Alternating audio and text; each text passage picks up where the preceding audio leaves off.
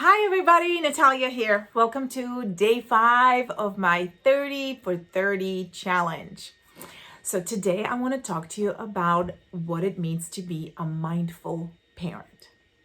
So let me start with the fact that your children are always watching. They're watching, they're listening, and absorbing everything they see. And that includes every word you say.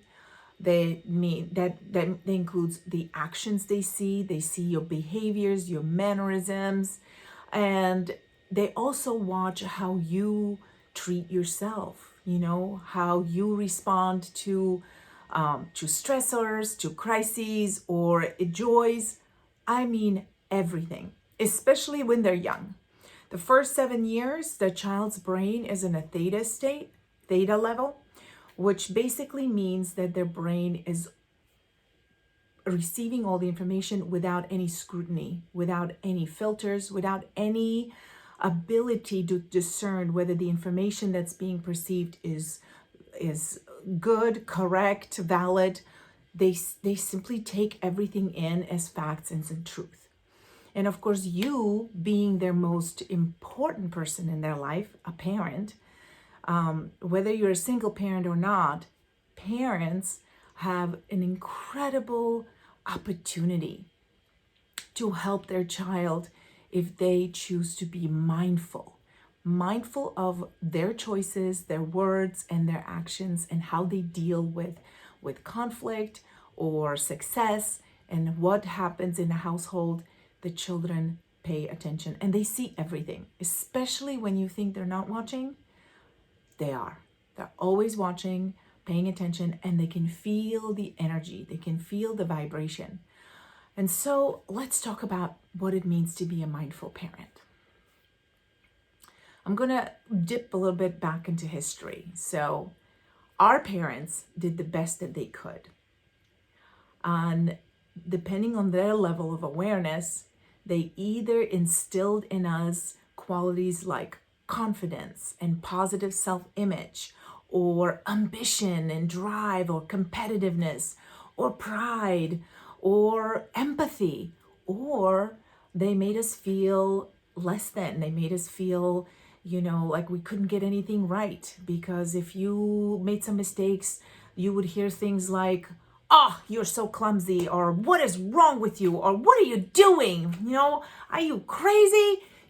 Does that sound familiar? But you see, we can't blame our parents. They did the best they could. And I'm super grateful because my parents definitely instilled the drive to succeed and to do my best. And, sometimes a little bit too much. But, there's always mistakes. And there was also these kinds of labels.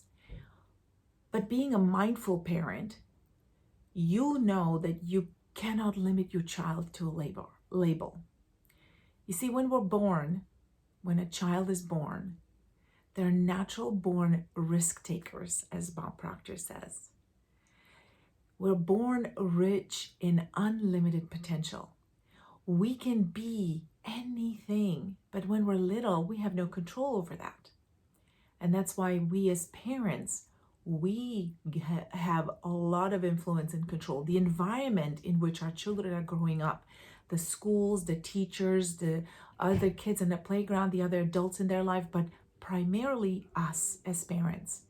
We have a lot of influence in their first years on how their personality becomes formed.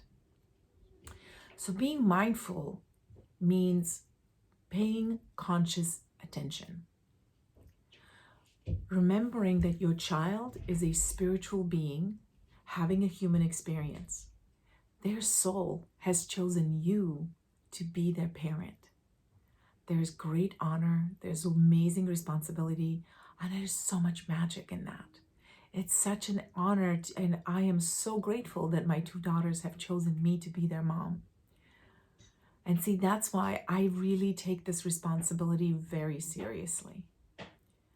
I didn't always have the awareness that I have now. And what made it really clear to me is when I began to see behaviors when I began to hear phrases and saw mannerisms coming from my daughters towards me, that first of all, I didn't like it. And then when I really tuned in and paid attention, I realized it was exactly what I would say to them. The attitude, the tone, the mannerism, any kind of gesture, and the words, like a mirror. These mini little miniature people were mirroring back to me exactly what I was doing to them. My light bulb went off, and that was a really big alarm because I didn't want them to be those kinds of people. It means I needed to change. I had to become really mindful about what I would say when I made a mistake. Did I go off and, I'm so dumb and stupid? Oh, no, that's not what I do anymore. No, it's like, well, that was a mistake. All right, let's see. What can we learn from this? Because they're watching, right? They're watching. And when they're watching you, when they're watching how you respond to a stress situation, to a crisis, a mistake you make, or when things are going well, do you celebrate? Do you appreciate it? Do you really take the time to feel that success? They're watching and they're learning. They're absorbing it with no filters. See, this is how we get programmed. We get programmed with beliefs. We get programmed with patterns of behavior, which we call paradigms, and they become part of who we show up as in the world. They become part of our personality. The great news is that any of these patterns, when we notice that they're not really serving us, or we don't really want to continue to show up in the world in that way, we can change it. But as a mindful parent, we can actually help our children to be conditioned and programmed in a much more empowered, positive, growth mindset type of way. And so how do we do that? Well, we start with ourselves. We make sure that we're very careful with what we say and how we say it, but also in the way we talk to our kids. So your kid messes up. They make a mistake. You know what? It's okay. Don't make a big deal out of mistakes. What is going to be much more powerful for your child is when you notice what they're doing well. You know, there's one thing that I've implemented with my daughters, and I heard this from Bob Proctor's son, and I thought that was a really great advice. So I'm going to share this with you. But before bedtime, when I tuck my girls in, we read a book, we chit chat, but most of all, I ask them, what went really well for you today? What are you proud of today? What did you do today that you really feel good about? And then they'll share it with me, and then we'll celebrate it. And then I wish them to have a wonderful, restful sleep. And then I'll program them by saying, tomorrow morning, you're going to wake up. You're going to wake up excited and happy, so well rested and energized, and you're going to have another amazing day. And I started implementing that, and my younger daughter loves it. She loves it. My older one, she's a teenager, just turned 14. There's a little more resistance there, but I'm not giving up, and I'm doing it anyway because I want this to become a habit. I want to instill that in them. I want them to remember their successes. I want them to focus on things that they're doing well and spend less time, stressing and agonizing over mistakes. Because for some reason, human nature, we tend to forget all the wonderful things we do throughout the day, and we'll make one mistake and we can spend all day reliving and agonizing and suffering over that mistake. Well, don't do that to your kids. Point out things they do well. Notice that. Praise them. There have been scientific studies. I don't know the details, but you can definitely find the research.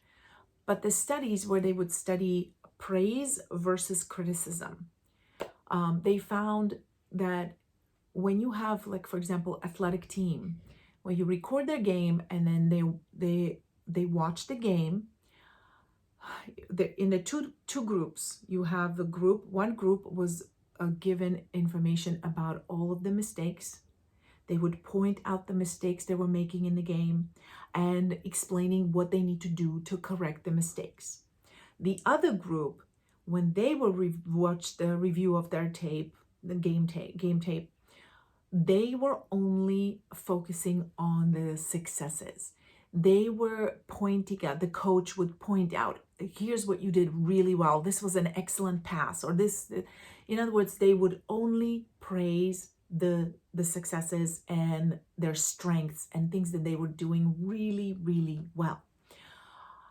Now, after they would record another game and they would assess the level of improvement, so the group that was only given instructions on how to correct mistakes saw some improvement, but it was nothing in comparison to the group that was being praised for their strengths.